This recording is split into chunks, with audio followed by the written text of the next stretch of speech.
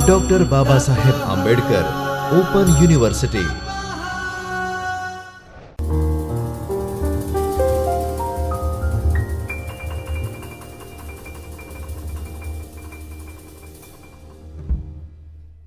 नमस्कार, doctor Baba Saheb Ambedkar open university के चैतन्य studio में आप सभी का स्वागत है। मैं Neetu Singh, assistant professor in special education. आज का जो हमारा टॉपिक है वो paper SESV 02 curriculum modification and evaluation के block 1 curriculum concept and type पे रहेगा। हम स्टार्ट करते हैं। पाठ्यक्रम क्या है या पाठ्यक्रम का डिज़ाइन कैसे होता है, पाठ्यक्रम डिज़ाइन करते समय हम किन किन चीज़ों का ध्यान में हम रखना पड़ता है या रख सकते हैं, तो ये सारा चीज़ें इसमें आएगा। जो सबसे पहले है वो हमारा है परिचय। जो बच्चा है या व्यक्ति है वो एक सामाजिक प्राणी है।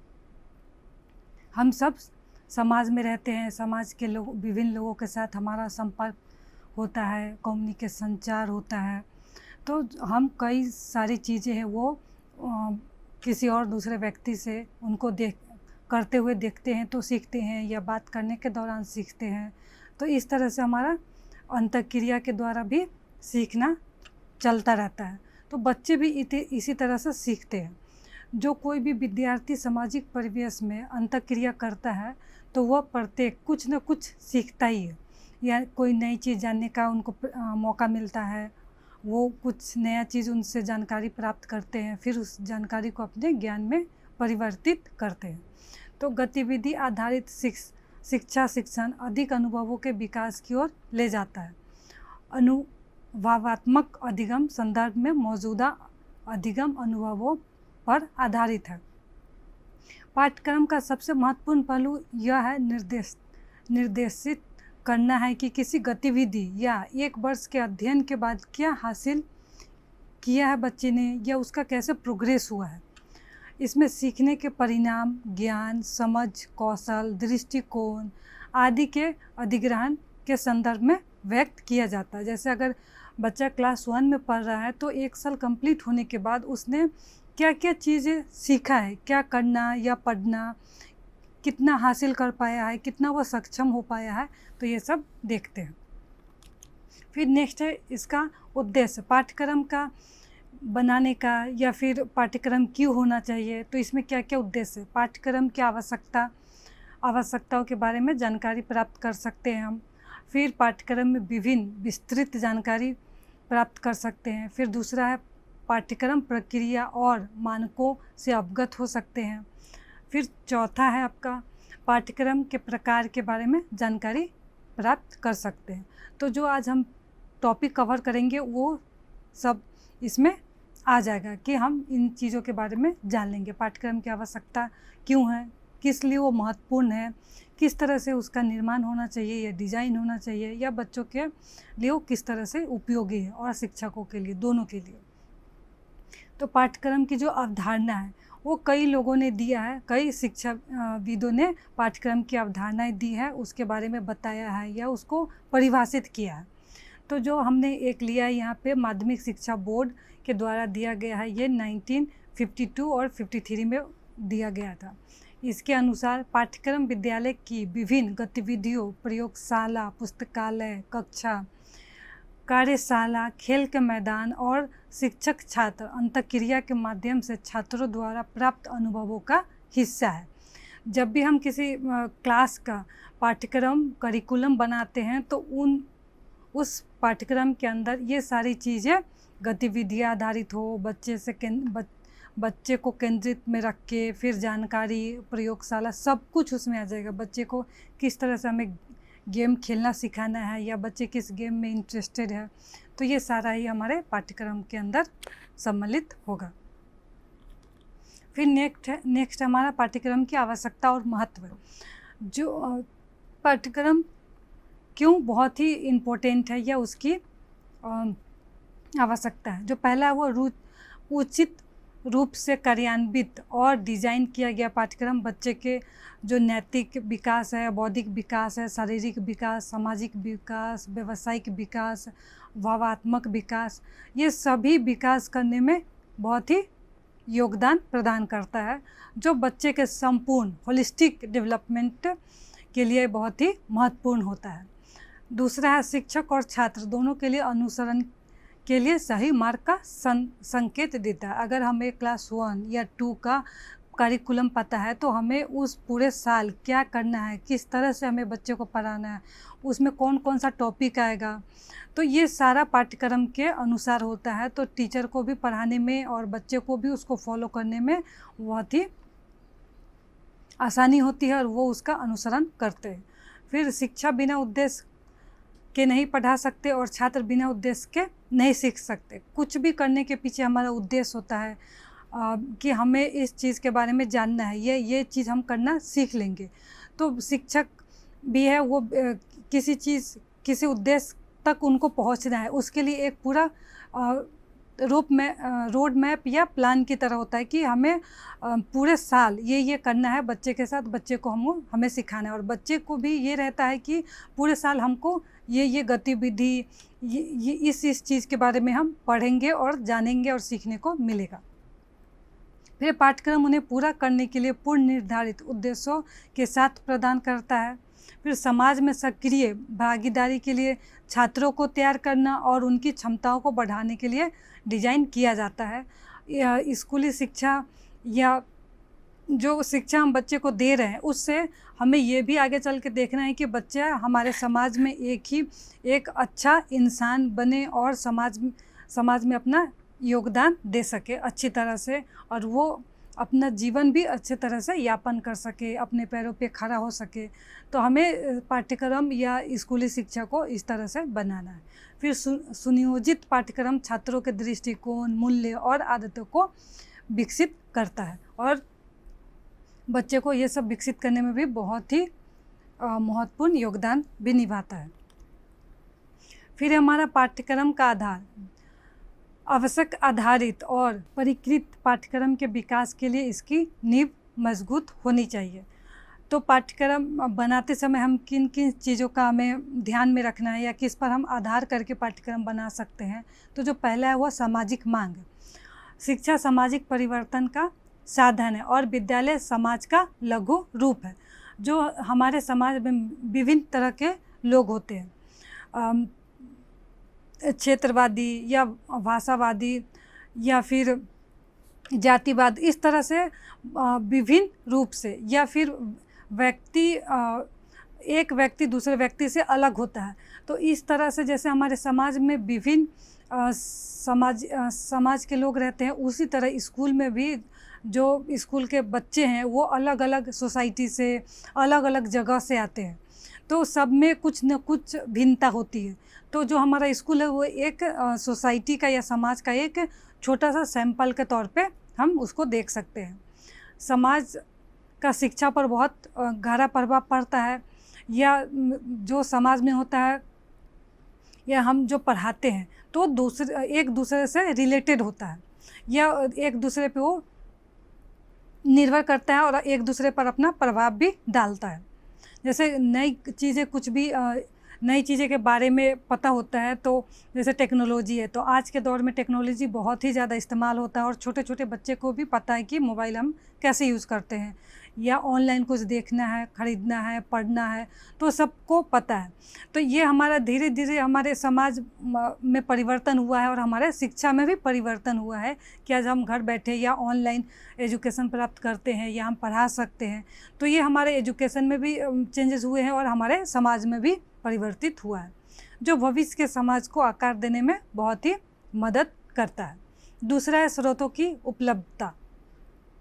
राष्ट्र की शिक्षा उसकी आर्थिक स्थिरता को प्रभावित करती है। किसी भी देश का हो, उसको उसकी शिक्षा या तो उसकी आर्थिक जो इकोनॉमिक कंडीशन है, जो सोशल कंडीशन है, सब पे प्रभाव डालती है। इसलिए भारत की तरह किसी विकासशील देश के लिए शिक्षा के किसी भी स्तर पर पाठ्यक्रम विकसित देशों की तुलना में अधिक पाठ्यक्रम वाला होना चाहिए। फिर हमारा तीसरा है मानव विकास। हमारा ध्यान बच्चों के विकास के चरणों, सीखने की प्रक्रिया, दृष्टिकोण, उनकी ज़रूरतों, उनकी रुचियों, किस में बच्चे का इंटरेस्ट है, किस सब्जेक्ट को या किस गेम को खेलने में उनका इंटरेस्ट ज़्यादा है। हर बच्चे का इंटरेस्ट अलग अलग होता है और हर बच्चे की जो ज़रूरतें हैं वो भी अलग अलग होती है। तो प्रत्येक चरण अन्य चरणों से भिन्न हो सकता है। मनोवैज्ञानिकों का मानव विकास और मानव विकास के ज्ञान का अध्ययन हमें प्रभावी और व्यापक पाठ्यक्रम बनाने में बहुत मदद करती है। चौथा है हमारा अध्ययन की प्रकृति। बच्चा कैसे सीखता है, इसकी प्रक्रिया पाठ्यक्रम विकास को प्रभावित करती है। सीखने के विभिन्न दृष्टिकोण और जैसे व्यवहारवादी और संज्ञात्मक दृष्टिकोण हो सकता है। पाठ्यक्रम को डिजाइन करने के तरीके में अंतर्दृष्टि प्रदान करते हैं। तो हर बच्चे का जो ज्ञान लेने का जो प्रक्रिया है वो एक बच्चे से दूसरे बच्चे का भिन्न होता है और अलग अलग तरीके से ग्रहण करते हैं। फिर हमारा पांचवा है ज्ञान और ज्ञानात्मक के रूप। विभिन्न बच्चे जानकारी इकट्ठा करते हैं और उसे ज्ञान में बदलते हैं। पाठ्यक्रम निर्माताओं को सूचना को ज्ञान में बदलने की प्रक्रिया की भी जानकारी होना चाहिए, जो करिकुलम बच्चे के लिए हम डिज़ाइन कर रहे हैं। पाठ्यक्रम डिजाइन करने वाले को विचार प्रक्रिया कौशल और संज्ञात्मक प्रक्रिया कौशल और उनके संबंधों के बारे में भी पता होना चाहिए, तभी वो एक अच्छा करिकुलम बना पाएंगे। प्रत्येक शिक्षार्थी की सीखने की शैली, ज्ञान एकत्रित करने की शैली और उसको फिर प्रयोग में लाने की शैली अलग अलग होती है। अच्छे पाठ्यक्रम को सीखने के वैकल्पिक मार्ग प्रदान करने चाहिए जो छात्रों की विभिन्न सीखने की शैलियों के अनुकूल हो।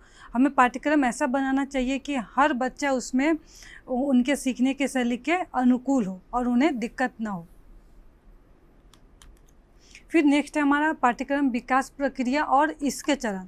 जो पाठ्यक्रम विकास प्रक्रिया में कौन कौन से चरणें आते हैं और किस तरह से उसमें पाठ्यक्रम का विकास होता है। जो सबसे पहला है वो उद्देश्य का गठन, फिर दूसरा है सीखने के अनुभवों का चयन, तीसरा है सामग्री का निर्धारण, फिर चौथा है सीखने की सामग्री गतिविधियों को डिजाइन करना और पांचवा है कार्यान्वयन और छठा है मूल्यांकन। हम एक एक करके देखेंगे।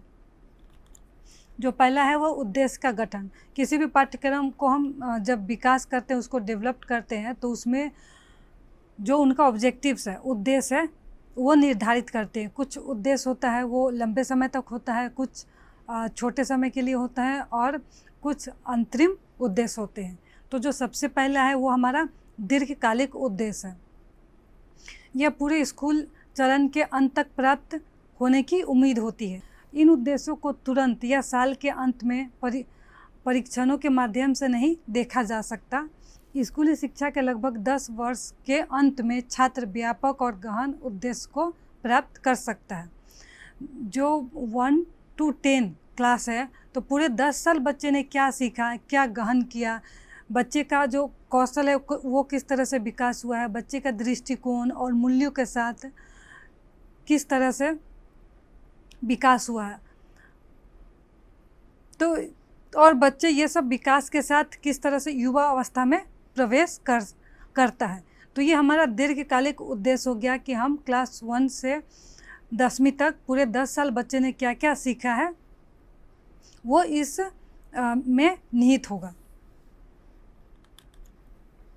फिर दूसरा अंतरिम उद्देश्य। ये उद्देश्य दीर्घकालिक उद्देश्यों से अलग है। ये उद्देश्य विभिन्न स्तरों पर शिक्षा को दर्शाता है। यह एक विशेष विषय जैसे भाषा, विज्ञान, गणित या हिस्ट्री, ज्योग्राफी आदि सभी इसमें सब्जेक्ट आ जाएंगे को संदर्भित करता है। अंतरिम लक्ष्य छात्रों को दीर्घकालिक लक्ष्यों की ओर ले जाता है। फिर हमारा तीसरा है अल्पकालिक उद्देश्य। इसे विशिष्ट उद्देश्य के रूप में जाना जाता है और वे इंगित करते हैं कि एक पाठ या किसी विषय और गतिविधि के अंत में छात्र क्या सीखने में सक्षम है। जैसे छोटे टाइम के लिए है जैसे एग्जाम्पल के तौर पे अगर कोई प्रोजेक्ट वर्क हमने बच्चे को दिया है तो उस प्रोजेक्ट वर्क के दौरान बच्चे ने क्या क्या सीखा या किस तरह से उस प्रोजेक्ट को बनाया। इस प्रकार स्कूली शिक्षा के लिए पाठ्यक्रम की योजना बनाते समय उचित जुड़ाव और महत्व के साथ दीर्घकालिक उद्देश्यों को मध्यवर्ती और अल्पकालिक उद्देश्यों में विभाजित किया जाना चाहिए। ये कनेक्शन विशिष्ट विषय क्षेत्रों, कौशल क्षेत्रों या ज्ञान क्षेत्रों में छात्र के संवर्ग विकास से जुड़े हुए हैं। तो हमें कोई भी पाठ्यक्रम बनाते हुए उनका जो उद्देश्य है वो ओवरऑल ही देखना है कि बच्चे का पाठ्यक्रम से किस तरह से विकास हो रहा है और उनका होलिस्टिक डेवलपमेंट होना चाहिए। फिर हमारा दूसरा है सीखने के अनुभवों का चयन। जैसे हर एक बच्चे का सीखने का जो अनुभव है या प्रक्रिया है वो अलग अलग होता है। पाठ्यक्रम को छात्रों को मानसिक, शारीरिक और भावनात्मक अनुभव प्रदान करना चाहिए।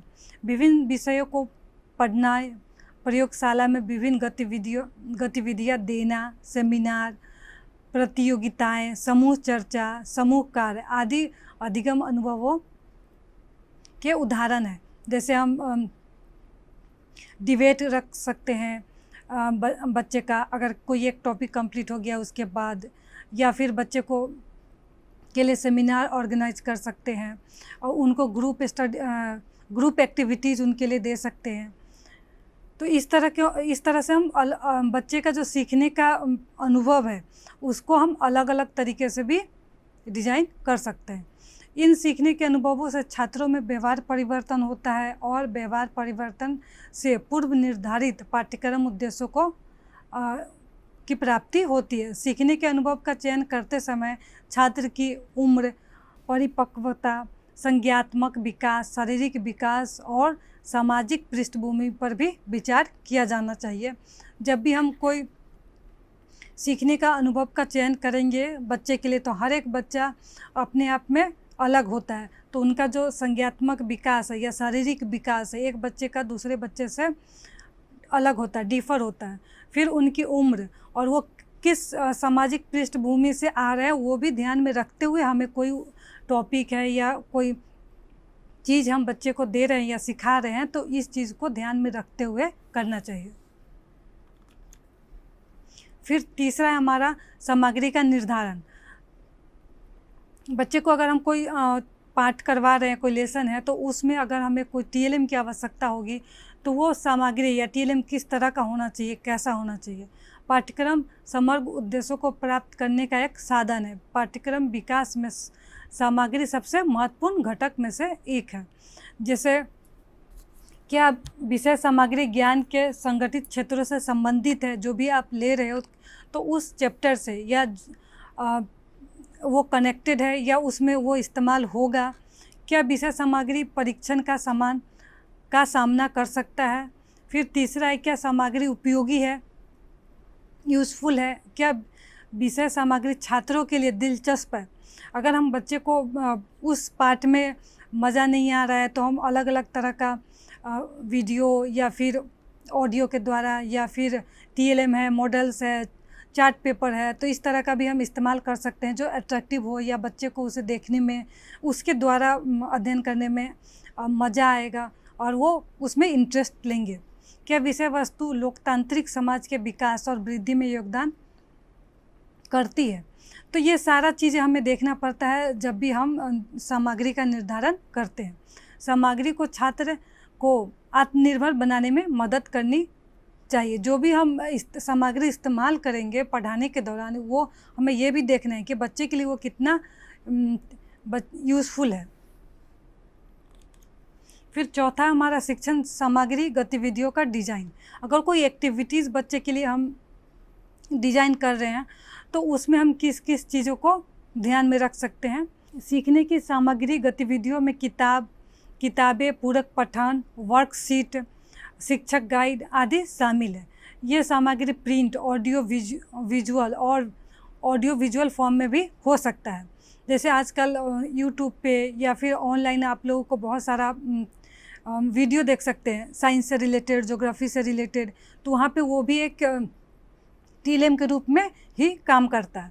सीखने के अनुभव और गतिविधियों को एकत्रित किया जाना चाहिए। ब्रूनर ने सीखने के 3 तरीकों की रूपरेखा इस प्रकार दी। जो पहला है वो है अधिनियम का तरीका, जो गतिविधि आधारित हो। जो सबसे पहला है वो एक्टिविटीज़ के द्वारा बच्चे को सीखने का प्रयास करना चाहिए। दूसरा है आयोजित शैली, जो चित्रों और संस्कृतियों का उपयोग करती है। फिर तीसरा है संकेतित भाषा, जो संकेतित भाषा का उपयोग करती है। तो ये 3 जो सीखने के तरीके हैं वो ब्रूनर द्वारा दिया गया है।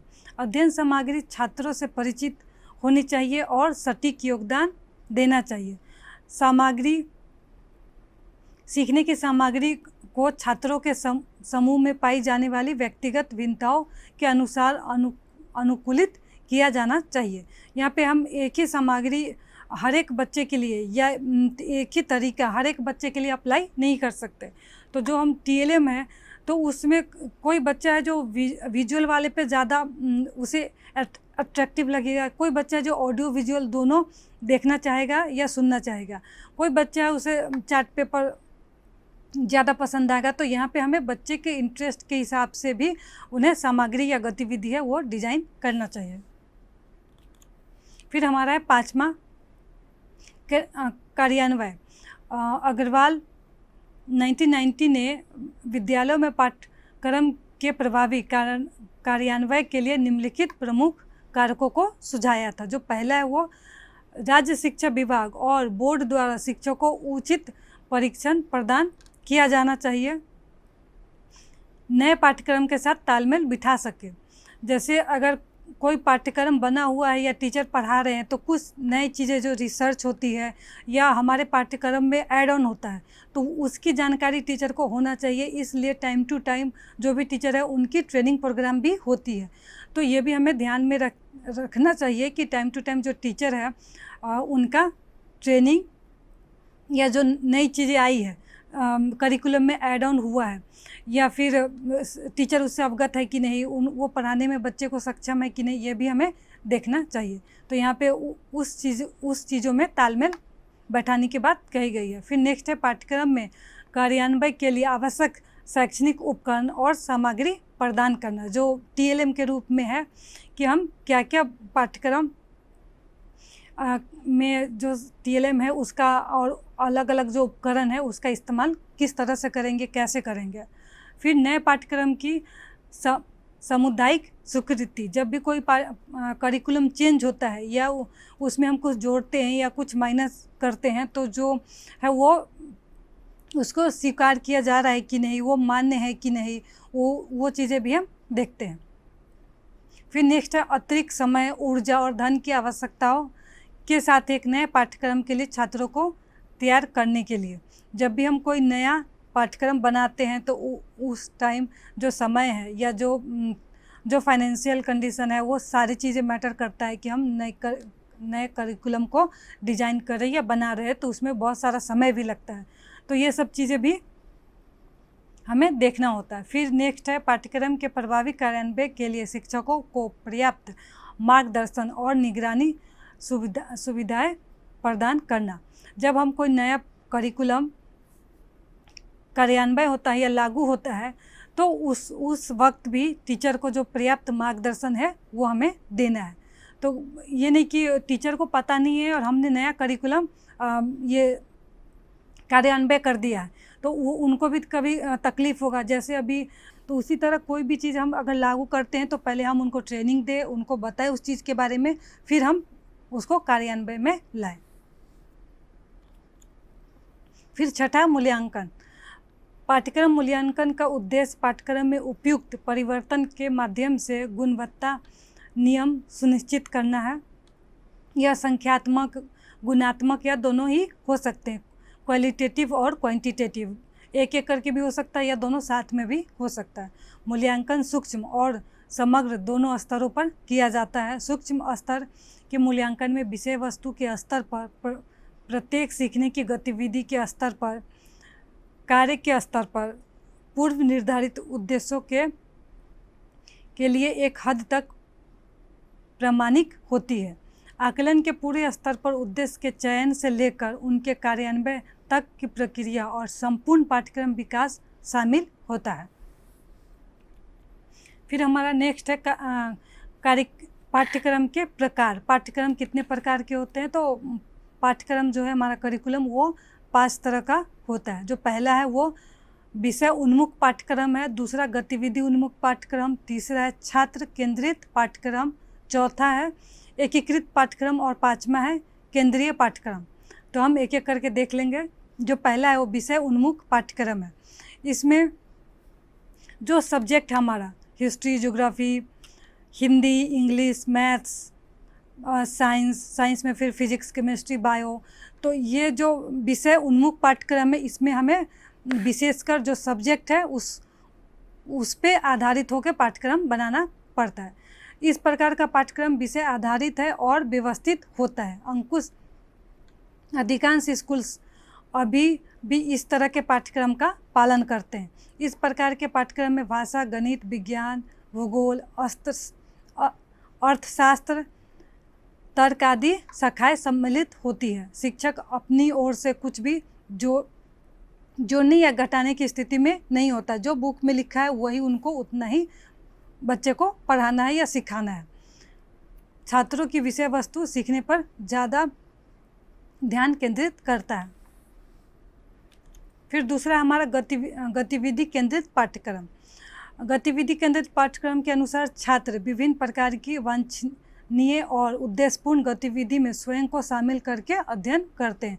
कोई भी एक्टिविटीज़ करने के दौरान अध्ययन प्राप्त करना। यह जीवन के व्यवहारिक पहलुओं पर जोर देता है। फील्ड वर्क और प्रैक्टिकल वर्क को ज़्यादा महत्व दिया जाता है। इस कोर्स में house making, box making, dress making आदि गतिविधियाँ शामिल होती है। जो एक्टिविटीज़ वेस्ट होता है, जो कोई काम करते हुए या कैसे करना है वो सीखते हुए बच्चे इसमें ज्ञान प्राप्त करते हैं। तीसरा है छात्र केंद्रित पाठ्यक्रम।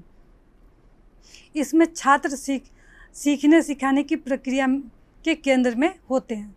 छात्रों के समग्र विकास, विविध शक्तियों और रुचियों पर जोर दिया जाता है। बच्चा का किस सब्जेक्ट में ज़्यादा इंटरेस्ट है या किस गेम में या किस एक्टिविटीज़ में, उस हिसाब से हम बच्चे को सिखाने का प्रयास करते हैं। यह पाठ्यक्रम दृष्टिकोण शिक्षा के मनोवैज्ञानिक आधार पर आधारित है। शिक्षा अधिगम प्रक्रिया और विशेष सामग्री के चयन में प्रत्येक छात्र की शक्तियों, रुचियों, योग्यताओं और सीखने की शैली के अनुकूल बनाने का प्रयास किया जाता है। इसमें जो स्टूडेंट है, बच्चे हैं, उसको केंद्र में रख के हमें जो करिकुलम है उसका डिज़ाइन करना है। बच्चे को क्या अच्छा लगता है, क्या अच्छा नहीं लगता है, किस तरह से वो सीखना चाहता है, कौन सा टेक्निक हम बच्चे को सिखाने के लिए अप्लाई करेंगे, बच्चे को किस में ज़्यादा मज़ा आता है, क्या करने में उसे ज़्यादा मज़ा आता है, कौन से गेम में वो ज़्यादा रुचि रखता है, इस तरह से हमें यहाँ पे डिज़ाइन करना है। चौथा है एकीकृत पाठ्यक्रम। इसमें विषय केंद्रित, छात्र केंद्रित और न्यायिक शिक्षा के गतिविधि केंद्रित पाठ्यक्रम शामिल है, जो सीखी जाने वाली अवधारणाओं के समग्र दृष्टिकोण को विकसित करते हैं। व्यवस्थित पाठ्यक्रम बहुत औपचारिक और खंडित है। नतीजतन यह जीवन का पूरा दृश्य देने में विफल रहता है। यह ज्ञान की एकता की ओर ले जाता है। फिर हमारा पांचवा है केंद्रित पाठ्यक्रम। यह एक प्रॉब्लम ओरिएंटेड पाठ्यक्रम है। यह एक लोकतांत्रिक समाज में रहने की तैयारी पर जोर देता है। इसलिए पाठ्य के समग्र शारीरिक, मानसिक, भावनात्मक, आध्यात्मिक और नैतिक विकास पर जोर देता है। फिर मुख्य पाठ्यक्रम के अनुसार 2 से 3 घंटे की लंबी अवधि वांछनीय है। यह लंबी अवधि अन्य कक्षाओं को परेशान किए बिना फील्ड ट्रिप और छोटी यात्राओं के लिए समय देती है। यह पाठ्यक्रम मार्गदर्शन और सलाह प्रदान करता है। यह महत्व देता है। राष्ट्रीय शिक्षा नीति 1986 ने इस पाठ्यक्रम पर बल दिया है। वो नोट करते हैं कि राष्ट्रीय शिक्षा प्रणाली राष्ट्रीय पाठ्यक्रम के ढांचे पर आधारित होगी, जिसमें लचीले अन्य तत्वों के साथ सामान्य शिक्षा शामिल होगी। केंद्र शामिल होंगे जब सभी शिक्षक, कक्षाएं और स्कूल, जबकि केंद्र आधारित पाठ्यक्रम छात्रों के लिए सामान्य है। केंद्रीय पहलू की योजना बनाने और उसे लागू करने के लिए छात्र या स्थानीय ज़रूरतें स्वतंत्र हैं। तो यहाँ पे हमारा जो करिकुलम का जो ब्लॉक 1 है वो कंप्लीट होता है, करिकुलम कंसेप्ट एंड टाइप। फिर यहाँ पे कुछ क्वेश्चन है जो आप अपने लिए प्रैक्टिस कर सकते हो। गृहकार्य, जो पहला क्वेश्चन है वो है पाठ्यक्रम की परिभाषा स्पष्ट कीजिए तथा इसकी आवश्यकता एवं महत्व का वर्णन कीजिए। फिर दूसरा है पाठ्यक्रम की मूल बातों का वर्णन करें। और तीसरा है पाठ्यक्रम विकास प्रक्रिया और चरणों का वर्णन करें। चौथा है पाठ्यक्रम के प्रकारों का वर्णन करिए। ये ब्लॉक आज यहीं पे समाप्त हो रहा है। नेक्स्ट क्लास में हम दूसरे ब्लॉक के साथ उपस्थित होंगे। धन्यवाद। स्वाध्यायः परमं